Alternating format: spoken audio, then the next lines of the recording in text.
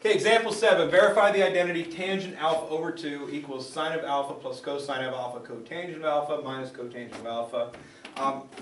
Just an initial thought here for me is this side looks a lot more complicated and stuff than the other side, right? So there's my one side, there's my other side, and my decision, I'm guessing, is the right-hand side. You guys like that? Yeah. All right, we'll go with that. So, if I take the right-hand side, so I got sine of alpha plus cosine of alpha cotangent of alpha minus cotangent of alpha, right-hand side. All right.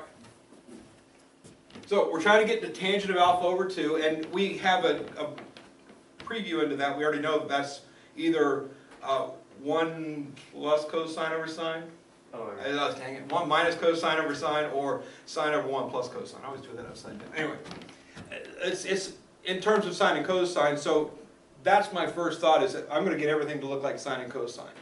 All right. Obviously, I've got too many terms here, too. I'm supposed to have one term, so hopefully at some point I can put those together. So first thing I'm going to deal with is I see a cotangent and another cotangent. I'm going to change that to the cosine-sine form.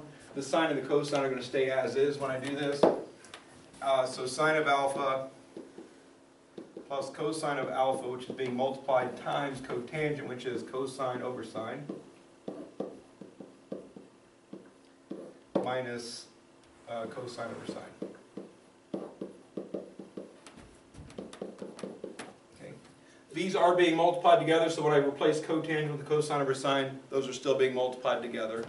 So I still have term 1 sine of the alpha, term 2 cosine times cosine over sine, and term 3 cosine over sine. And again, cotangent change into that, it's just number 2 on our sheet. Basic substitution. Cosine over sine, cosine squared over sine, sine over 1. I'd get a common denominator to add together. So if I make everything be over sine of alpha,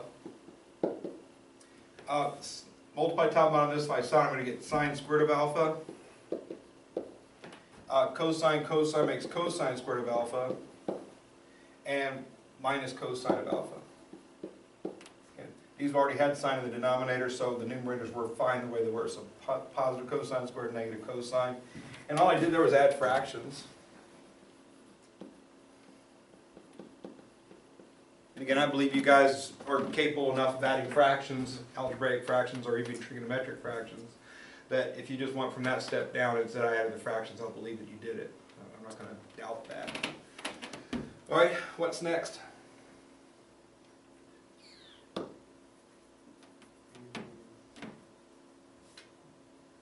I'll give you a hint. Our choices are sine over 1 plus cosine, or 1 minus cosine over sine, right?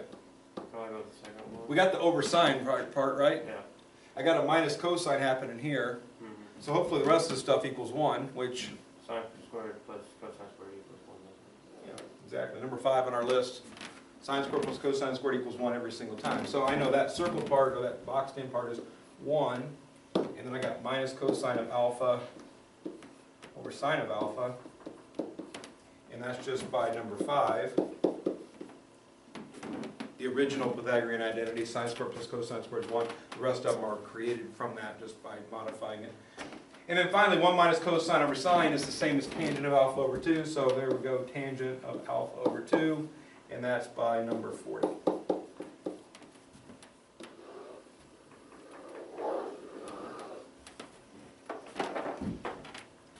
All right, so every identity now that you are going to look at, everything we've looked at is alive and well now. So there's half angle formulas, double angle formulas, sum of difference formulas. There's Pythagorean identities, the cofunction identities, changing everything to sine cosine form. Every one of those things is going to be used. So basically the front part of that sheet, anything on it, on the quiz, on the homework, is going to be fair game. So make sure that you, again, go through each problem, think through each problem, try each problem, run into your roadblocks and get messed up and everything and get your questions answered. The more you put brain power into these things, the more quickly you'll be able to do them more freely and by yourself. So hopefully that proves everything else on that. And again, I can't make you do these better than you can do yourself by just doing them. So try them. If you get stuck, come talk to me about it. I'll try and unstick you.